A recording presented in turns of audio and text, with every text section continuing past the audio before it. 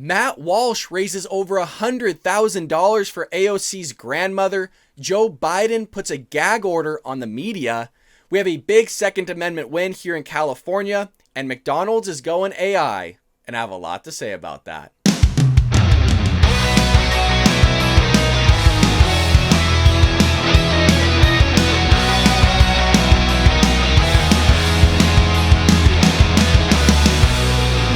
Welcome to the Bald Brad Show. Before we get into our lead story, please take a moment right now to support the channel by hitting that like and subscribe button. And with that being said, our lead story of the day comes from our friends over at the Daily Wire. It is written by Ash Shao, and it's titled, Matt Walsh Raises $100,000 for AOC's Grandmother.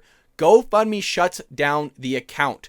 So if you don't know, AOC was complaining about the injustices of some sort of systemic racism or some sort of systemic something within the United States, and that's why ultimately her grandmother is suffering in Puerto Rico, while AOC is buying a brand new Tesla, spending over $30,000 instead of sending that $30,000 to help out her grandmother, because that makes a lot of sense. A congresswoman making over $100,000 a year buys a brand new Tesla, is wearing nicer clothing than half of America around here. But, some sort of injustices is taking place. Some sort of systemic injustice must be happening. Inequality, something, is going to be because of Trump's fault, which is what she's claiming, is that Trump during the hurricane didn't help Puerto Rico, didn't take care of things. And so now, some way, shape, or form, 3-4 years later, her grandmother's suffering, but she doesn't want to help her grandmother. She only wants to help herself and then complain about the injustices of America. That's pretty much a synopsis of all of this. But then a family member of the grandmother, or AOC, a beneficiary, told GoFundMe that they don't want the money. They don't want over $100,000 that was raised to help a family member out. It's crazy. I mean, I get that, partly it was a joke on Matt Walsh's part. I mean, it's part joke and it was part kind of like, hey, I want to help somebody out. So it kind of goes both ways. You can make a joke about something, but also take care of somebody else's family member. But if you're going to complain about the injustices, but you have somebody raising over $100,000 for a family member that you're claiming is in dire straits or dire situations, wouldn't you take that money to help that family member out? Hell, $100,000 could do a lot of good. You could probably even buy a nice piece of property out there or repair the one that she's living at. I don't know why you would not claim this money. This is nuts. But it says here, GoFundMe has disabled donations to a fundraiser organized by the Daily Wire's Matt Walsh, meant to help AOC's grandmother repair her home in Puerto Rico, which was damaged by Hurricane Maria in 2017. In an email sent to Walsh Friday night, GoFundMe said they were in touch with a beneficiary's family, and they made clear they did not want to be accepting the funds raised. When a beneficiary doesn't want to accept the funds that have been raised on their behalf, it is standard practice to turn off donations, then refund all donors, GoFundMe added. Which Jeremy Boring of the Daily Wire, the God King, showed a picture of basically his refund of his donation on Twitter. So it seems as if money is being dispersed back to the donors already. The message from GoFundMe appears to suggest that it may not have been AOC's grandmother who directly refused the funds, but someone else in the family. The Daily Wire has reached out to the platform asking if it is standard practice to allow one member of the family to deny funds for another family member in need. Basically, if the money's going to the grandmother, shouldn't it be up to the grandmother whether she would want the money or not? Why are we leaving it up to another family member to make the decision for the grandmother? That's kind of the question that's being asked here. And ultimately, they didn't even get a response at the writing of this article from GoFundMe. So who the heck knows what the rules are? But it says here, more than 5,800 people pledged to help AOC's grandmother, raising just over $100,000 in 10 hours to help her grandmother. The question is, why couldn't AOC do this? You want to know why she couldn't do it? It's because she would rather just complain about shit and have her grandmother live in terrible situations, supposedly. I don't know the full story on how bad she's really living. I saw one picture of some leaking roofs and stuff like that. For all I know, it's not really that bad, but hey, doesn't really matter. AOC could have raised this money on her own. She could have paid for it out of pocket on her own. So to sit there and just complain about things, how about you just stop bitching and start fixing, huh? Can I get a hallelujah amen in the chat section for that? Turning all into preacher bald Brad here, but it's frustrating when people just complain. They just constantly complain about the problems rather than coming up with solutions and fixing it. But you have a conservative here standing up and saying, look, I'll raise the damn money for you in its course of 10 hours, but then they go deny it. Absolutely nuts. Just mind-boggling behavior here from the Democrats, from the leftist AOC. All this in response to the Congresswoman suggesting that rather than taking direct action to help her grandmother, the most important role she played in the situation was to decry systemic injustice. And that's the common theme. That's the narrative of today or the last 10 decades or so from Democrats, is that there's some sort of inequality, some sort of injustices, this and that. And by the way, a lot of that's been eradicated through the systems. If you look back in history, there was systemic racism, folks. But when we conservatives are talking about systemic racism or systemic injustices, we look at what laws are on the books, what has been created out there, and is there or is there not systemic racism or injustices? If you're going to term injustices to disparities, there's always going to be disparities across the board. You cannot make everything perfect out there in the world. You can't have everything be fair, but if there's any sort of disparity, they're going to correlate that to injustice, and then systemic injustice, and then systemic racism, and then, America's evil, and that's how this game is played. And all she wants to do is complain about it and try to make things in the past look bad. Look, it's been 3 or 4 years. Why the hell are you just talking about this now? Where was this a couple years ago? Where was this of you helping and fixing out? Why don't you get your ass down there and fix it yourself, AOC? Why don't you learn how to do a little bit of construction work, a little bit of repairs? It ain't going to take you a long time if you know what you're doing. Hell, but you don't want to do that. You just want to bitch and leave your grandmother off to the side. You want to use her as a pawn, as a political tool to talk about some sort of injustices that are happening out there in the ether. It says, my grandmother is okay, but instead of only caring for mine and letting others suffer, I'm calling attention to the systemic injustices you seem totally fine with in having a U.S. colony. I don't know what that means. If anybody wants to decipher that for me, you let me know in the comment section, because I don't have a damn clue. I've read it twice. No idea. Still trying to figure it out. But you guys, some of you are smarter than me. Let me know, because I don't know. Matt Walsh gives an update on what's going on with it. And Jeremy Boring, released a photo of, I don't know if I've already mentioned this, but Jeremy Boring released a photo of basically the donations being sent back to everybody. So it seems like this is already going through GoFundMe, where they're reimbursing everybody for their donations. Tragically, this charitable effort has been sabotaged by forces outside of our control. Still, I'm grateful for the outpouring of support for the grandmother of AOC, even if AOC isn't. But questions remain. Why didn't AOC help her on her own? Why was our help turned down? Why are left to speculate? Walsh added. In the end, our campaign raised $100,000 and could have solved the problem in 10 hours that AOC couldn't solve in 4 years. Exactly what I'm saying. We can all be proud of that. As for her grandmother, all we can do is now pray. And absolutely right. And again, it's leaking in the roof, so I can't imagine it's going to cost $100,000 to fix a damn leaking roof.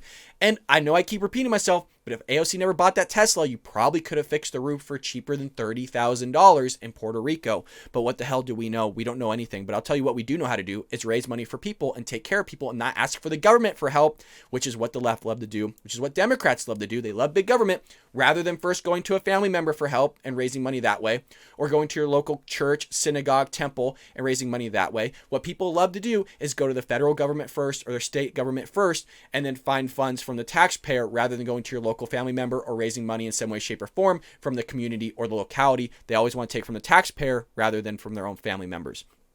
Walsh also posted an update on the GoFundMe, which explained that GoFundMe would be issuing a refund to everyone who donated within 3 to 7 days. Again, I've already seen that happen, so it looked like it didn't even take 3 to 7 days. Probably 3 to 7 days to get everybody reimbursed, I would imagine. It goes on to say, as Walsh made clear from the beginning, all of the money would be returned to those who donated if AOC's grandmother declined to receive the funds. Walsh himself will receive no or none of the funds, which we expected. Why would Walsh receive any of the funds in the first place? It is protocol that those funds go directly to whoever you're trying to raise the money for. Walsh decided to raise the funds after AOC wrote on Twitter about the squalid conditions in which her grandmother was living, posting photos of her grandmother's hurricane-damaged home. AOC took the opportunity to blame former President Trump, which is standard, right? It's so funny, right? They wanted Trump out of office. They wanted to get rid of the guy. They didn't want to hear his name any longer. But then you have the media consistently talking about Trump in the news. The guy hasn't been around. Leave the guy alone. You didn't want him in the spotlight, but yet you keep bringing him back in the spotlight. You didn't want to talk about him, but you're consistently talking about him. So it's they need Trump, right? The media need Trump. The Democratic Party need Trump. And to be fair, the country needs Trump, right? But not in the way that AOC is presenting this. This is ridiculous. So former President Trump for her grandmother's fate, saying the former president blocked aid to Puerto Rico following devastating hurricane. Just over a week ago, my grandmother fell ill. AOC tweeted on Wednesday, I went to Puerto Rico to see her, my first time in a year. Why? Because of COVID. Because of COVID. You could have still gone. You could have still gone. You could have sent money. You could have Zoomed. There's so many other ways of figuring out the situation that's going on there. Again, you're talking about a scenario that happened in 2017 and you still can't fix it. Again, folks, she makes more. She makes around 3 times more than the average American does.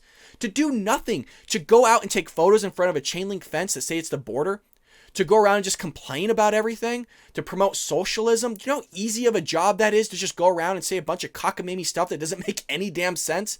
And she's getting paid 6 figures for that? Are you kidding me? Hell, I would love to come on camera and say a bunch of stupid crap every single day and get paid 6 figures for it. God, that'd be great. She has the easiest job ever and she can't even help her own grandmother out. But that's the left for you. Not only can they not take care of their own family members, they can't take care of the country. If you can't take care of the small things, folks, how are you going to take care of the big things? But she's supposed to represent thousands of Americans. Thousands of Americans voted for this chick that can't even take care of her own damn family. And she's supposed to take care of the portion of the country that she represents? I don't think so. I don't think so, folks. So there you go. A little bit of insight on how AOC not just handles her family member situations, but also her own districts as well. So it ain't going well for whatever AOC's in control with.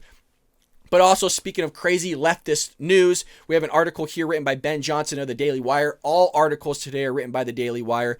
It is titled, Biden Admin Slapped Unprecedented Gag Order on Media Execs. So let's go into this. The Biden administration not only supported a secret legal effort to obtain the phone and email records of 4 New York Times reporters, but its Justice Department imposed a gag order on the Times to shield it from public view, a move the newspaper called unprecedented in journalistic history. But remember, Trump was the enemy of media, the mainstream media. Trump was the one that did so much damage to the mainstream media, but the mainstream media never want to talk about what Obama Biden administration did to them. They don't want to talk about this stuff. And you know what? I'm reading this from the Daily Wire, and I'm sure it's also in the New York Times here. But the New York Times is not right-wing outlet. They are a left-wing outlet, meaning the left are silencing the left. They're eating their own. They're cannibalizing themselves. I would be pissed if this was the Times. And I'm not a supporter of the New York Times. I think the New York Times is really far left. I think they got some crazy op-eds going on there. But look, they have every right to do what they're doing. It is the First Amendment, but not according to the Biden administration, not according to the Democrats. So what you're seeing here, again, cannibalism, left eating the left. And I hope this comes out. I hope more people write about this, but they're not going to. Nobody's going to support the New York Times other than conservatives. You're not going to see CNN talk about this. You're not going to see MSNBC, ABC, all the news outlets that are of the far left, because it doesn't support the narrative and it doesn't support Biden. Look, we all know the media are out there supporting Biden. They're covering for him left and right. We all saw them go, oh, Mr. President, what's your favorite ice cream? It's chocolate chip. Oh, that. Just those are the hard questions for Biden, right? Jeez, well, it's so frustrating how they're destroying our country and they're totally fine with it. Either that or they're just completely oblivious to it, which could be the case as well. The revelation comes just weeks after President Joe Biden called such records request absolutely positively wrong, adding, I will not let that happen. So let me read this in Joe Biden.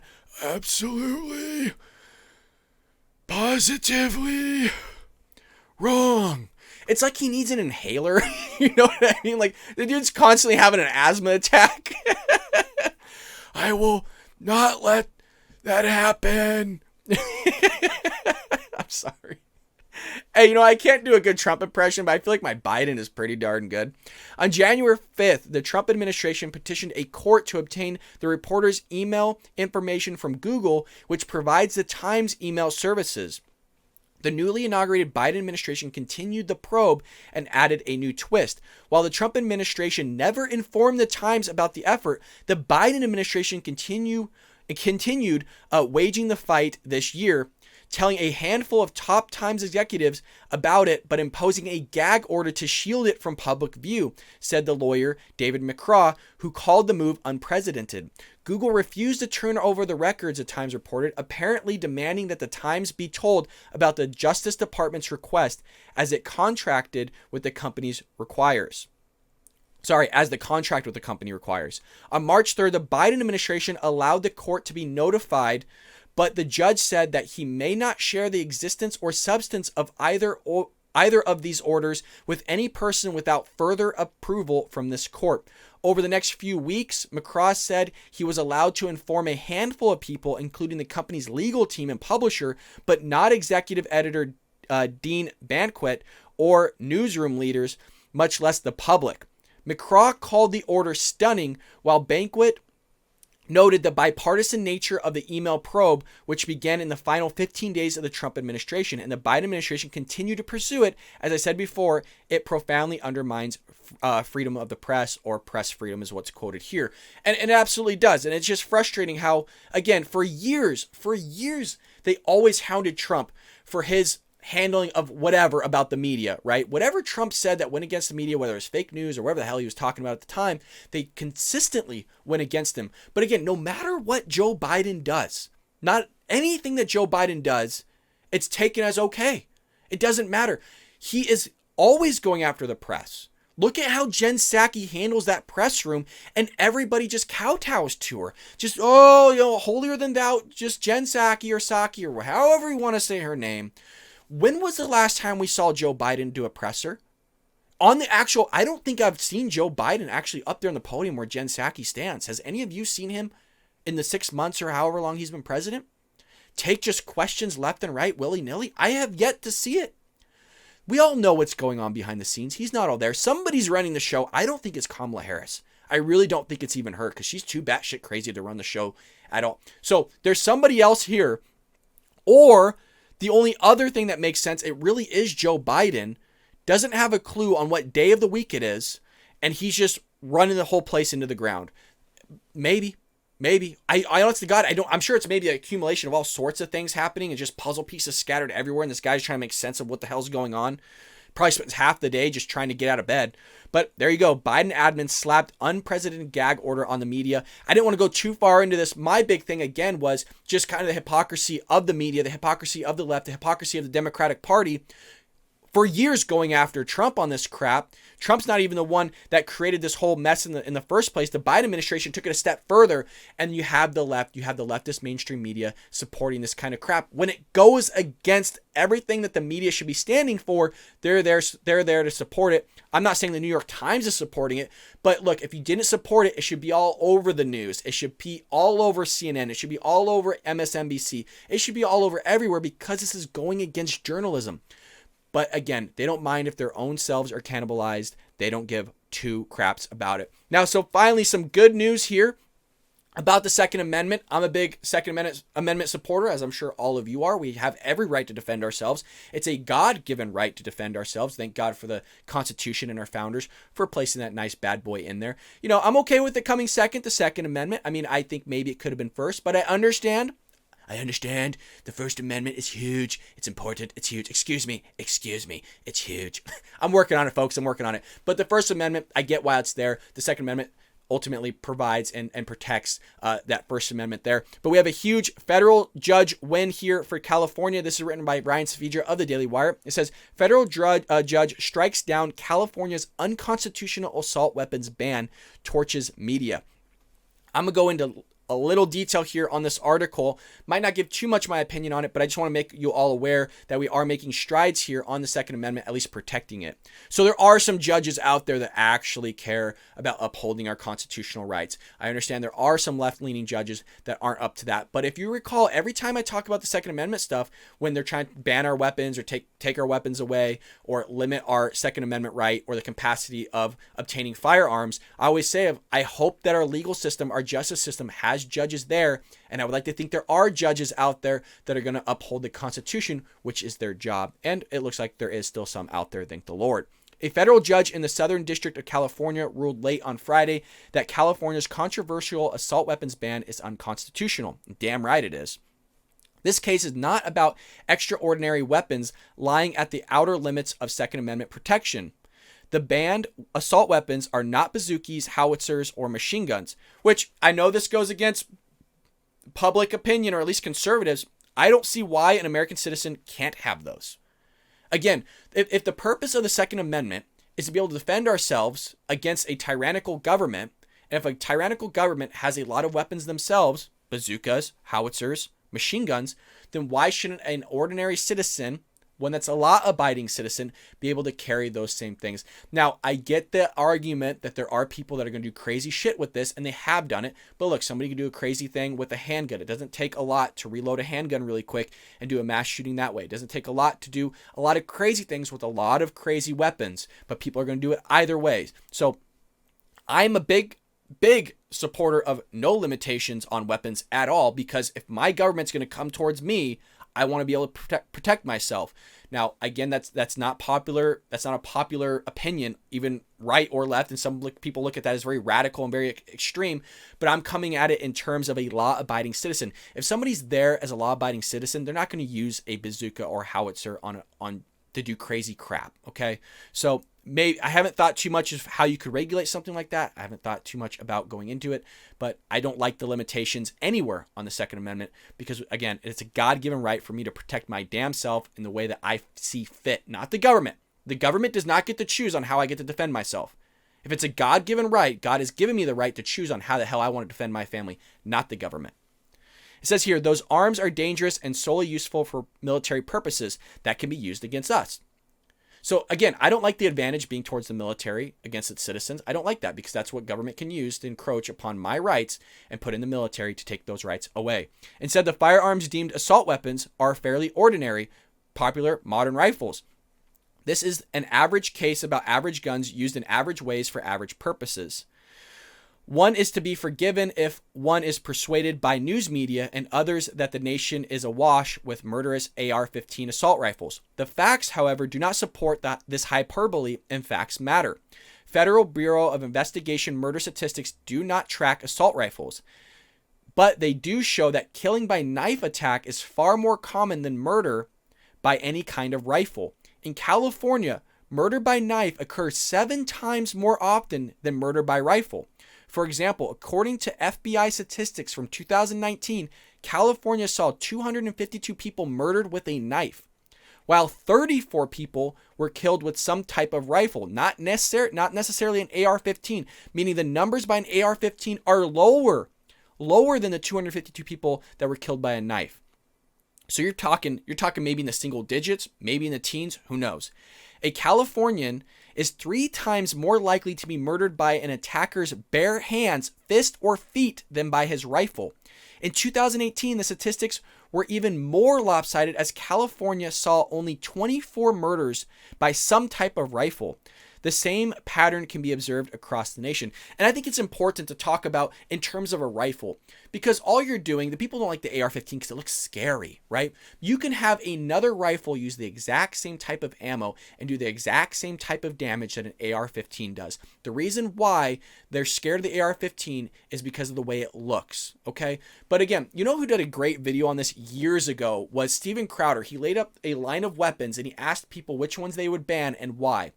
When they would use the same exact caliber right next to each other and the people didn't know the difference, the reason why they wanted to ban the ones that were black, more modern, was because they were scary looking compared to one that kind of looked more like a hunting rifle, but they chose the same ammo, everything like that. And that's why people do it. So it just comes from a form of ignorance. Now, I will plead ignorance also as well. I don't know everything there is about guns. I was never in the military. I was never raised with going to the fire range every week or every month or every year. So again, my knowledge on weapons as far as the capacity and what types of weapons there are and anything of that sort is very limited.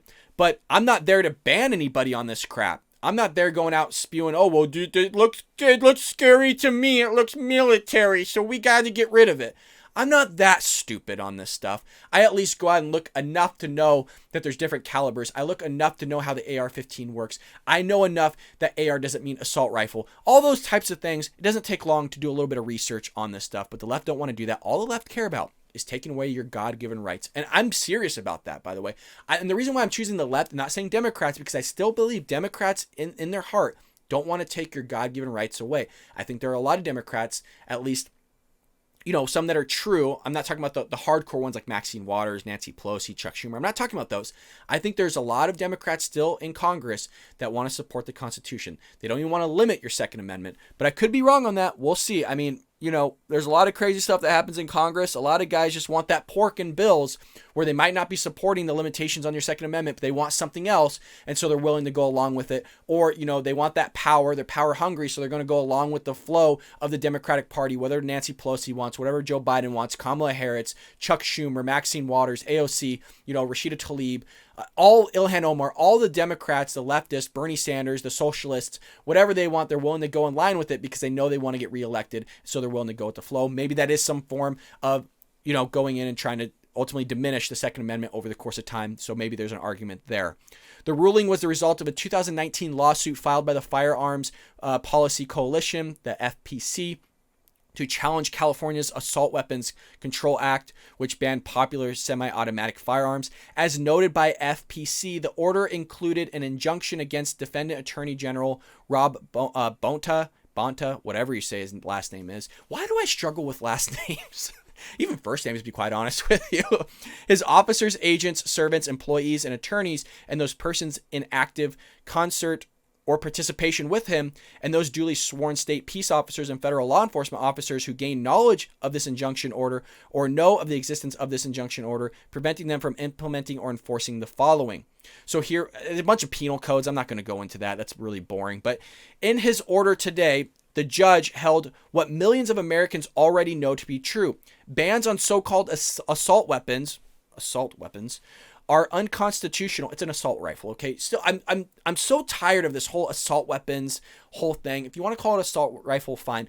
I would rather you just be specific on the type of rifles that you're trying to get rid of.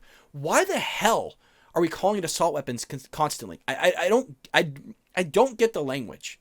I don't understand it. What is an assault weapon? Like where is that at? If you're going to call it assault rifle, fine. If you're going to go after assault rifles, be specific on which ones you're going to go after so that we know. And then be specific as to why. But things are wrong when the Democrats and left don't want to be specific about anything. Hell, it's not even the Democrats and left. If politicians aren't being specific on what the hell they're doing, you should be worried. Because the more generalized things are, the more that they're going to encroach on your liberties and your freedoms. And you got to be careful of that. This historic victory for individual liberty is just the beginning, and FPC will continue to aggressively challenge these laws throughout the United States. Thank God. We look forward to continuing this challenge at the Ninth Circuit, and should it be necessary, the Supreme Court, which you got to pray with Amy Coney Barrett. You have Kavanaugh. You have all of these people in the Supreme Court that are right-leaning. They should uphold the Supreme Court ruling. And by the way, even the ones that are left-leaning on the Supreme Court here, they better be voting for this stuff. Because if they're not, right then and there that the direction that our country is heading as far as where the Supreme Court is going. You don't have a freaking unanimous decision all the way across the board on this thing. That should worry you and make you go purchase a firearm even that much more, because then that way at least the direction of where our judicial system is heading. Because if they're going that direction, you should be a little bit worried here, because not only are they going that direction, but you also have the legislature going that direction as well, and you could have the executive depending on who's in office. So you can have all three branches slowly being in unison here of trying to slowly encroach upon that Second Amendment. So again, if you see something like that happen, I hope it doesn't go to the Supreme Court, and I hope the Supreme Court goes unanimous on it. But if they don't, you should go buy a firearm just in case something happens in the future where, maybe they're banned or whatever. Lord only knows. And you guys, the reason why I'm talking about that type of language is because, again, if you've been a consistent viewer of my videos, you know that America is an outlier in terms of what type of democracy and republic that we have and the freedoms and liberties that we have. We're an outlier. I mean, as far as history goes, countries don't last this long in democratic republic countries. So, or at least, as far as outliers, I mean, we are really far out there as far as lasting this long. And you're slowly seeing that freedom, the liberties be diminished here by even the fact that this is even in the court system should bother you guys. The fact that people are trying to ban assault rifles, I'm not going to call them assault weapons, assault rifles should bother you. You have every right to protect yourself. The government does not have a right to choose how you protect yourself. That is way too much power that's been given to the government. And the problem with the politicians, the problem with what's been going on in government is that it's gotten way too big. Way bigger than any of the founders could have ever imagined. Even beyond what they could have imagined, it's surpassed that by far. So the fact that this is even in the court system worries me, okay? Regardless of it even going to the Ninth Circuit, Lord only knows how they're going to freaking rule these things. It's the Ninth Circuit. But, the hope is the Supreme Court will ultimately have our backs. But, you would imagine that the judiciary would have our backs as well. But it's a toss-up nowadays, which is sad. You might not know it, but this case is about what should be a muscular constitutional right and whether a state can force a gun policy choice that impinges on the right with a 30-year-old failed experiment. It should be an easy question and answer. Government is not free to impose its own new policy choices on American citizens where constitutional rights are concerned. Absolutely right. California may certainly conceive of a policy that a modern rifle is dangerous in the hands of a criminal, and that therefore it is good public policy to keep modern rifles out of the hands of every citizen. The Second Amendment stands as a shield from government imposition of that policy. There is only one policy enshrined in the Bill of Rights. Guns and ammunition in the hands of criminals, tyrants, and terrorists are dangerous. Guns in the hands of law-abiding, responsible citizens are better. To give full life to the core right of self-defense, every law-abiding, responsible individual citizen has a constitutionally protected right to keep and bear arms, commonly owned and kept for lawful purposes. And absolutely right. I'm stumbling trying to even figure out why you have people elected that even would touch this type of stuff. And I know I keep repeating myself, but guys, we have to be worried that you have politicians that are trying to infringe on the right of the people to protect themselves and choose the firearm that is most commonly used by law-abiding citizens to protect themselves, that they're trying to limit you on this. The most common one. They're not even going after the least common one, the low-hanging fruit. You would think that they would want to go after the low-hanging fruit one, but hell no. They're going after the one that everybody would like to use, the most common one. Am I the only one that's worried here? Because I watch Ben Shapiro, I don't see the energy there, and I love Ben. Ben is like my role model. But where is the energy of, holy crap, why is it every month we see something new in the judiciary talking about this crap, in our justice system talking about them trying to ban our assault rifles, the AR-15, whatever it is. I don't get where are Republicans and conservatives at on this stuff. Why am I the only one that's frustrated? Why am I the only one that's practically screaming into the mic? Why are they going after this? I don't know. I honestly, God, I don't know. I mean, don't get me wrong. I see Ben talk about it. I see Steven Crowder talk about it a lot. I just don't see the emotion behind it. And I'm not trying to rile anybody up here, but you have to look at it as terms of there's only the first and second, you guys. If we lose that, we're done. And I really do believe that. We're done. And the fact that over the course of the time, I'm not necessarily worried about myself here. I'm more worried about the people in the future that are going to be American citizens, where if you're starting to encroach on this type of crap, what's going to lead to the next year, and then the next 10 years, and the next 20, 30, 40, 50, 60 years? Where are those people going to be at? Those people have the same right to these liberties and freedoms as we do today, and they're trying to limit it. So I don't know where the Republicans are at on this. I feel like this should be news everywhere. Thank God the Daily Wire is reporting on it. I just would like to see more emotion from people on this. I don't know. Maybe I'm wrong. I don't think I am. I think it's very, very important, and it's very, very scary that you would even have people trying to put this through, let alone our politicians that are freaking elected. And you can go a step further. You got people roaming this earth that are electing these officials going in. But you want to see what our lovely governor of California, Newsom, is talking about here. He says Gavin Newsom rages, makes false claims after federal judges strike down California's unconstitutional ban. So Gavin Newsom doesn't care about us here. I don't know why I live in this state. I say that every week. I literally look at my friends and go, why do I live here? Maybe I should go to Texas. I mean, Texas is kind of swinging too in certain places, but maybe I should go to Tennessee where the Daily Wire is at. Hell, I mean, Ben Shapiro's talking and raving about Florida. They got Ron DeSantis. He's living it up over there. Maybe that's where I should go. I don't know. But it says California Democrat Governor Gavin Newsom lashed out at a federal judge on Saturday after the judge ruled late on Friday night that California's far-left assault weapons ban was unconstitutional and violated the Second Amendment. As the son of a judge, I grew up with deep respect for the judicial process and the importance of a judge's ability to make impartial fact-based rulings. But the fact that this judge compared the AR-15, a weapon of war that used on the battlefield, to a Swiss Army knife completely undermines the credibility of this decision and is a slap on the face to families who lost loved ones to this weapon. He won't talk about the loved ones that maybe were protected by the weapons or ultimately saved their entire family's life by the weapons. We don't want to talk about shit like that. And he can't understand the connection to the Swiss Army knife. We all know what a Swiss Army knife is. We all know that it's not even comparable to an AR-15. But there's portions of the analogy that you can make the connection to as far as something that's commonly used, Newsom. The fact that I'm an idiot and I'm explaining this to Newsom on camera and he can't make that connection and he's responsible for 35 plus million people in the state of California kind of worries me a little bit.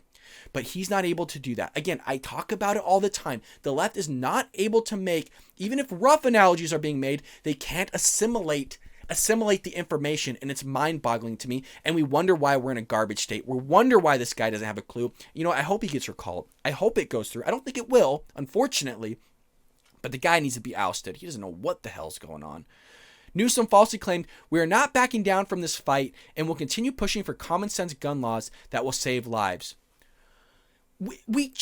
I just read you what the judge said on the statistics of it. You're more likely to be killed by a knife or bare hands of somebody. So the fact that he's trying to limit the majority of Californians who support AR-15s and own AR-15s, the vast majority of those that are law-abiding citizens, he's going, well, screw you, because a couple people are killed every year by an AR-15. You know, some guy going out and doing a heinous act. Screw all the other hundreds of thousands of people that have AR-15s that abide by the laws and the regulations put in place. I'm going to screw all of you because a couple people had to pass away because some idiot did something stupid. The analogy that I gave on the other show the other day was, say you're in an office of 10, 100, screw it, we'll say 100,000 people company, and you have one guy that did some idiotic thing and something stupid, and instead of just firing that idiot, meaning throw somebody in jail, you're going to sit there and screw everybody else and just fire everybody else or decrease their pay or whatever, even though they show up to work on time, they do everything well in the company. You're going to screw all of them because you got one idiot here that did something stupid. It's the same analogy here, but I guarantee you, just because I did a rough analogy and I was talking about corporate life compared to weapon life or weaponry, Newsom can't make that connection. He can't see the analogies here. I pray to God all of you can. Let me know in the comments if I'm making sense here. But, you know, you have somebody saying common sense gun laws. I don't know what that means, common sense gun laws, because it's not common sense. It's not common sense for you to encroach upon my Second Amendment rights on choosing which damn weapon I want to protect myself, my family with against a tyrannical government or some crazy ass that also has an AR-15. I don't want to fight some guy with a knife. I want to be a law-abiding citizen. I want to protect myself, but I don't want you encroaching again upon my Second Amendment rights. But they don't look at it that way. Again, their connection to all this is, just because I'm banning the AR-15 does not mean I'm stopping you from the right to bear arms. And that's the way they look at it. There's other rifles you can choose from, Brad. Just because I'm getting rid of the AR-15 doesn't matter. You have all those other rights to choose from, all those other weapons you could choose from. I just don't want you to choose that one right there. The one that you like, the one that feels well in your hand, the one that you're most comfortable with, the one that you've been most trained with. I don't want you to choose that one. I want you to go choose another one. They don't have that right to do that, folks. That's way too much power. You don't have any damn right to tell me what to do at the end of the day with firearms that I choose, but they're going to consistently do this. And like he said, we're not backing down. That's what he said. They're not stopping. They're going to continue to do this forever. Where, again, conservatives need to be pissed off. He's telling you right off the bat, I'm not going to stop. Democrats are not going to stop. Leftists are not going to stop. We're not backing down on going after the Second Amendment. They're not going to stop. Where is Ben on this? Where is Crowder on this? Where are the Hodge twins on this? Where is Candace Owens, Charlie Kirk? Where is everybody getting fired up like me on this? It's so frustrating because I love all those guys. I just want them to be lit up like I am on this, because it's frustrating that we're constantly doing news shows on this every single month. Every month we're talking about this kind of stuff. And we shouldn't be. It should not even be in the news. It shouldn't even be out there. It shouldn't even be ruled upon. We shouldn't even be having politicians saying that we're going to go after your gun rights because it's common sense gun law, because a couple people were killed every year. Why don't you go after cars then? Cars kill fucking way more people than that. Why don't you go after the cars, Newsom? Freaking idiot, man. Freaking idiot. It's just, yeah, like I said, I get fired up, but at the same time, you try to wrap your head around it, and all you could do is laugh. All you could do is laugh. I don't stay pissed off. I'm not like freaking out like, oh, I'm going to stay pissed off for the entire day. All you could do is laugh it off, because all I am is just an ant in an anthill. Maybe try to make change here or over the internet. Who knows? All I want is people to protect themselves and their family. Every American, I want them to protect themselves against even idiots that go in and try to use an AR-15 against them, or a knife, or whatever it may be. I just want people to be able to protect themselves and abide by the laws. So also in the news, you know, Biden pushing everything, like trying to tax people making more than $400,000 a year, spending $2 trillion in the COVID relief package, and now trying to pass an infrastructure plan. All this spending and this printing of money that Biden is doing has caused our inflation rate to increase, and it will continue to increase. We also have people not going back in the workforce. People are paying like $24 to have somebody wash dishes. I mean, our minimum wage here in California is $15. Biden's also trying to increase the federal minimum wage from $7.25 an hour to $15, virtually doubling it in some states. But that's not going to have any ramifications, right? There's not going to be people who are fired or companies trying to create AI to support what they're doing and get rid of that labor that they're putting forward. But common sense, right? Let's talk about common sense. Let's talk a little bit of how business works, folks, because the Democrats don't know how it does. Maybe we can educate them here. McDonald's is testing an automated drive-thru ordering at 10 Chicago restaurants. I wonder why McDonald's, a huge corporation, the ones that pay $15 minimum wage in virtually many states, I wonder why they could be trying to start more AI through a drive-thru. Now, in some McDonald's, when you walk in, you don't even have to talk to a person anymore. There's a screen that's set up right there. You can pick and choose what the hell you want to order. You don't have to repeat yourself to the person missing maybe the French fry order when all the thing was when you order a damn thing of French fries. Somehow you open up that bag, it's an empty bag, there's no French fries. That happened to me one time at McDonald's. I ordered a pair of French fries. I ordered a thing of French fries. I opened up the bag and there was just sauce in there, ketchup. I looked at them and said, "Where's the French fries?" They said, "Oh, it's not in there?" No, how do you screw that? That's the only thing I ordered was French fries. How do you screw that up? You don't have to worry about that with AI, folks, because AI takes care of you. They help you. And we'll look at this. I'm telling you, there has to be an increase in something, right? There has to be some sort of benefit other than cost here. There has to be some sort of benefit that at McDonald's is seeing in order to use AI here. So let's look at that. But again, when you walk in there, you just order off a screen. You don't have to worry about it anymore. Bada bing, bada boom. The order's taken care of. No screw ups. It says here at 10 McDonald's locations in Chicago, workers aren't taking down customers' drive-thru orders for McNuggets and French fries. A computer is. The CEO said the restaurant's using the voice ordering technology and they're seeing an 85% in order accuracy. And only about a fifth of orders need to be taken by humans at those locations, he said, speaking to Alliance Bernstein Strategic Decisions Conference. Over the last decade, restaurants have been leaning more into technology to improve the customer experience and help save on labor. Why possibly would a corporation want to save on labor? Why would they need to save on labor? Isn't labor cheap? No, folks. Speaking Democrats and the leftists primarily, because I know all my viewers understand this fully damn well. When you increase the wages of labor, that cost has to be made up somehow. People don't like to see a decrease in profits, especially when you're a public company and you speak to the shareholders. Shareholders don't want to see their shares go down or the price per share go down. They want to see profits. Corporations want to see profits. Corporations want to expand. Corporations want to invest. But if you're increasing that labor cost, especially on a big-ass company like McDonald's that hires thousands of people, those costs are a lot, especially even $1, even 50 cents is a lot of money.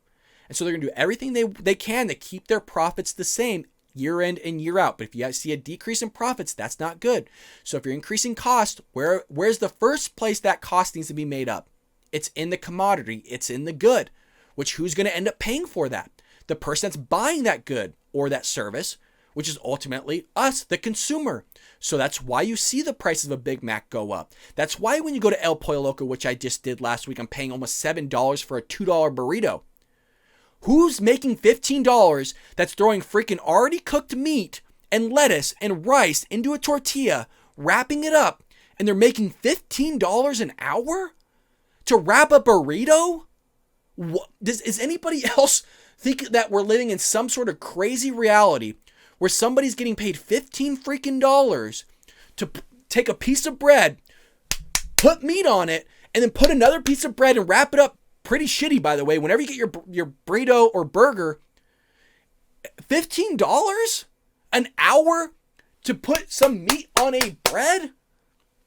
And then they can't wrap their head around why they don't have a job anymore and why we have corporations investing in AI to take their damn jobs because they were too damn greedy and didn't let the market decide for themselves. They let governmental politicians decide how much they were worth, and they can't wrap their head around why their freaking hours got cut, why they were laid off, why is there a machine taking my job? I don't understand. I can't figure it out. You know what I mean? It's unbelievable the amount of intelligence that our politicians are lacking on this stuff, as well as the laborers of these corporations. You have to know that if your dollar per hour rate is going up, the company has to pay for that somehow. The money just doesn't fall out of the damn heavens and onto your lap and in the company's lap. Somebody has to give them money to give you money. And who is that? It's us, the people that buy it. But they don't get it. They can't wrap their head around it. And we try to explain it to them. Don't let politicians decide how much you're worth. Unions shouldn't decide how much you're worth. You on an individual level know how much you're worth, and the company's going to help negotiate how much you're worth with you. And to find out how much you're worth, go to multiple companies and try to get hired by them at that wage. If you're not getting hired at $15 by multiple companies, I'm sorry to tell you, you're probably not worth $15. Okay? So maybe you need to drop how much you're worth. I know it's like when people walk into American Idol, we've all seen that, right? And they think they're stellar singers. You're like, what the hell are you doing here? There are people out there, a lot of people out there that don't have a clue on how money works and how much they're worth. They think they're worth $50 an hour. I mean, the politicians do, and then they're shocked when they're freaking out on the street with a bunch of debt and they can't find a job because you got crap like this happening, which, hey, I'm all for. I'm all for it, so people learn their damn lesson of trying to pay somebody that's putting a freaking patty between two buns and they think they're worth $15 an hour to do that type of job. In 2019, under former CEO, McDonald's went on a spending spree, snapping up restaurants' tech. One of those acquisitions would use artificial intelligence software to take drive-thru orders. Financial terms of the deal were not disclosed. And it doesn't even matter on financial terms. If they're buying this type of technology, they expect to be utilizing it at some point in the future here, and they're already testing it, meaning it's going to happen. And there's a video of this on the internet. You're basically talking to Siri, and the lady goes, yeah, can I have two Oreo McFlurries? Yes. Would you like anything else? No, that'll be it. Perfect. $6.58 your total at the first window. I mean, how many times have you rolled up to a drive-thru and we're like, yeah, can I get 2 Oreo McFlurries? You want 2 hamburgers? No, I want 2 Oreo McFlurries. Perfect. We'll have a large fry and a kid's meal. No, ma'am, I just want 2 Oreo McFlurries. 1 Oreo McFlurry and 1 M&M. No, ma'am, for the love of God, just 2 Oreo McFlurries. All right, we got 2 McGriddles. Ma'am, it's 10 p.m. It's not even, you don't even serve breakfast right now. So you're already seeing an increase in performance here, and it's only going to get better. It's not like AI is going to get worse, right? It's not like you're going to backtrack here. So you're going to see a lot of people lose their jobs over probably the next 10 years because of this. And you know what? They'll save money. They don't have to pay this robot $15 an hour. It will pay itself. It will literally pay for itself over time. It goes on here to say, now there's a big leap from going to 10 restaurants in Chicago to 14,000 restaurants across the U.S. within an infinite number of permutations, menu permutations, dialect permutations, weather, and so on. So when you hear permutations or combinations, they're basically talking about a certain rate or a certain number of I'll use the word combinations. It is a different calculation between